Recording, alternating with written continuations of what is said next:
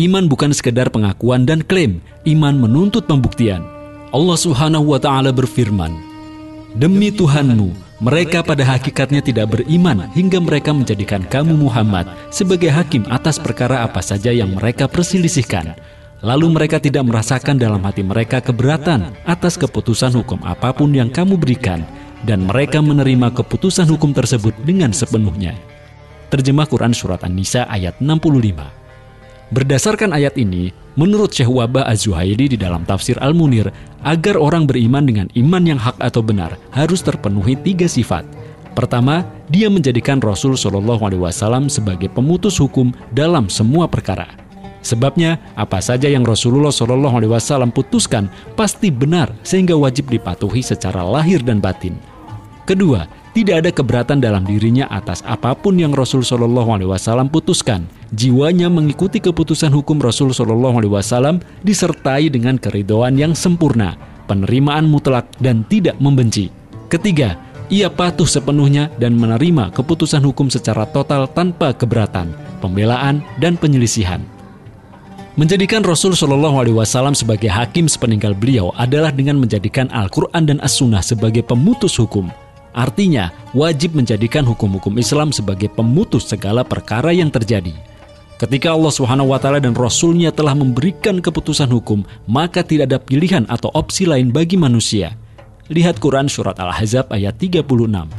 Ketika sudah ada keputusan Allah SWT dan Rasul SAW, yakni ketika sudah ada hukum Islam, maka sikap seorang mukmin adalah menerima dan patuh atau taat. Lihat Quran Surat An-Nur ayat 51. Itulah sikap yang harus ditunjukkan, bukan malah mengambil hukum selain hukum Islam atau membuat hukum-hukum lain yang berasal dari pikiran dan hawa nafsu manusia. KUHP yang baru disahkan itu dirancang untuk menggantikan KUHP warisan kolonial Belanda. Tentu banyak pihak berharap ketidakadilan, diskriminasi, otoritarianisme, mental kolonial dan lainnya yang menjadi dampak dari KUHP kolonial dapat dihilangkan. KUHP baru juga diharapkan dapat mengantarkan pada perwujudan masyarakat yang dipenuhi dengan keadilan, kebaikan, martabat, dan kemuliaan. KUHP baru pun diharapkan dapat meminimalisasi kasus-kasus kriminal di masyarakat. Namun, masyarakat harus siap-siap untuk kecewa. Berbagai harapan itu tampaknya tidak akan dapat terwujud. Banyak pihak masih mempermasalahkan KUHP yang sudah disahkan. Mereka menilai KUHP baru bukannya mengikis potensi otoritarianisme. Sebaliknya, ia malah makin membuka peluang dan potensi munculnya otoritarianisme baru. Mental pemerintah kolonial yang anti kritik berpeluang makin kokoh. Hal itu karena ada pasal yang mempidanakan penyebaran paham yang dianggap bertentangan dengan Pancasila. Penghinaan terhadap presiden, penghinaan terhadap pemerintah, penghinaan terhadap kekuasaan umum atau lembaga negara, penghasutan melawan penguasa umum, dan kriminalisasi demonstrasi. Di dalamnya ada ketentuan-ketentuan bersifat karet yang nantinya dapat dijadikan alat represif untuk membungkam suara kritis dari masyarakat. Ada juga aturan yang mempidanakan penyelenggara demonstrasi tanpa pemberitahuan. Hal itu berpotensi menjadi alat untuk mempersempit kritik. Selama ini tanpa aturan yang bersifat pidana saja, banyak pihak merasa dipersulit untuk menyampaikan kritik melalui demonstrasi. Atas dasar itu, tidak jarang terjadi tindakan represif.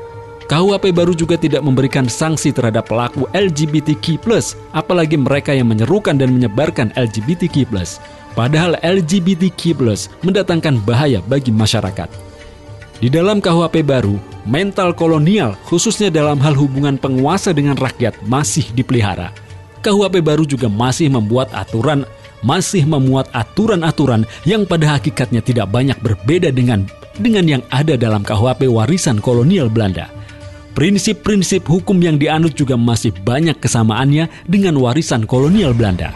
Padahal sudah terbukti, penerapan hukum dan prinsip-prinsip hukum warisan kolonial itu tidak dapat mewujudkan keadilan dan rasa keadilan, juga terbukti gagal dalam memberantas tindak kejahatan. Pada akhirnya, masyarakat tidak terlindungi dari berbagai kriminalitas. Mereka pun belum merasakan keadilan dan rasa keadilan. Sempurna dan adil. Allah yang maha bijaksana dan maha adil telah menurunkan syariahnya kepada Rasul SAW untuk kita jadikan sebagai petunjuk dan pedoman dalam menjalani hidup dan mengelola kehidupan. Syariah Islam itu meliputi hukum-hukum yang mengatur semua perkara manusia. Hukum-hukum Islam itu telah sempurna karena berasal dari Allah yang Maha Sempurna. Allah Subhanahu wa Ta'ala telah menegaskan di dalam Al-Quran bahwa Islam yang mencakup akidah dan syariah telah Dia sempurnakan dan diridhoi untuk manusia. Lihat Quran Surat Al-Maidah ayat 3. Sesuai dengan pernyataan Allah Subhanahu wa Ta'ala tersebut, hukum-hukum Islam termasuk hukum-hukum pidana Islam telah sempurna dan tidak mengandung kekurangan. Hukum-hukum Islam juga paling baik dan paling adil. Sebabnya, hukum Islam berasal dari Allah yang Maha Adil. Allah Subhanahu wa Ta'ala tentu tidak akan zalim kepada hamba-hambanya. Bahkan Allah Subhanahu wa Ta'ala tidak menghendaki kezaliman bukan hanya terhadap manusia, tetapi terhadap seluruh alam. Allah Subhanahu wa Ta'ala telah menegaskan bahwa risalah yang Rasul Shallallahu Alaihi Wasallam bawa, yakni Islam dan syariahnya, adalah rahmatan lil alamin. Islam adalah rahmatan lil alamin karena pasti mendatangkan kemaslahatan dan mencegah kemudaratan dari umat manusia dan alam. Hukum-hukum Islam misalnya akan menjaga dan melindungi darah, harta, akal, kehormatan, jenis manusia dan agama. Karena itu Allah SWT menyatakan keheranan, pengingkaran dan celaan terhadap siapa saja yang justru lebih menghendaki hukum-hukum selain Islam atau hukum-hukum jahiliyah dan malah berpaling untuk meninggalkan hukum-hukum Islam. Allah SWT berfirman, apakah hukum jahiliyah yang mereka kehendaki? Hukum siapakah yang lebih baik daripada hukum Allah bagi orang-orang yang yakin? Terjemah Quran Surat Al-Maidah ayat 50. Al-Hasan berkata, siapa saja yang memutuskan hukum selain dengan hukum Allah Subhanahu wa Ta'ala, maka itulah hukum jahiliyah. Hadis riwayat Ibnu Abi Hatim. Terapkan hukum Islam. Hukum pidana Islam tentu memberikan kemaslahatan di dunia dan akhirat. Sebabnya, hukum pidana Islam itu memiliki sifat jawabir dan zawajir. Bersifat jawabir karena penerapan hukum pidana Islam akan menjadi penebus dosa bagi pelaku kriminal yang telah dijatuhi hukuman yang syar'i. Hukum pidana Islam juga bersifat zawajir, yakni dapat memberikan efek jera bagi pelakunya dan membuat orang lain takut untuk melakukan tindakan kriminal serupa. Karena itu, hukum pidana Islam akan memberikan jaminan kelangsungan hidup bagi masyarakat. Allah Subhanahu wa Ta'ala berfirman, dalam kisos itu ada jaminan kelangsungan hidup bagi kalian, hai orang-orang yang berakal, supaya kalian bertakwa. Terjemah Quran Surat Al-Baqarah ayat 179. Dengan hukum pidana Islam, masyarakat akan terlindungi dari berbagai tindakan kriminal. Keamanan dan rasa aman bagi semua orang akan terwujud. Jumlah pelaku tindak kriminal di masyarakat akan minimal. Penuh sesaknya penjara dan lembaga pemasyarakatan seperti yang terjadi saat ini hampir di seluruh dunia tidak akan terjadi saat hukum pidana Islam diterapkan. Karena itu, kebaikan dan keadilan hukum pidana Islam secara i'tiqadi tidak boleh diragukan. Hal itu merupakan bagian dari perkara yang harus kita imani. Secara faktual, kebaikan dan keadilan hukum pidana Islam juga telah pernah dirasakan bukan hanya oleh kaum muslim, tetapi juga oleh non-muslim, yakni ketika hukum-hukum Islam diterapkan secara real. Namun sayang, saat ini hal itu tidak ada dan tidak dirasakan lagi. Tentu kita masih berkewajiban untuk patuh, taat, dan terikat pada hukum-hukum Islam. Hal itu bisa kita wujudkan dengan mempedomani dan menerapkan Islam dalam semua urusan hidup kita. Namun, saat ini hukum-hukum Islam tidak lagi diterapkan. Ia digantikan oleh hukum-hukum jahiliyah yang berasal dari manusia sendiri. Inilah yang membuat kehidupan masyarakat syarat dengan kezaliman dan ketidakadilan. Hilang pula keamanan dan rasa aman.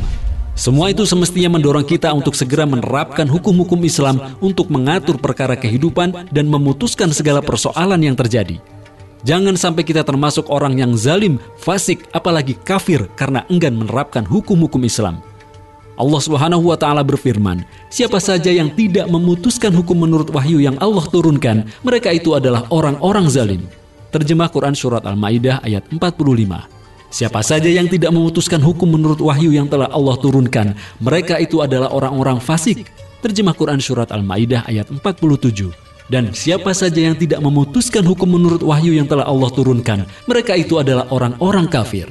Terjemah Quran Surat Al-Maidah ayat 44.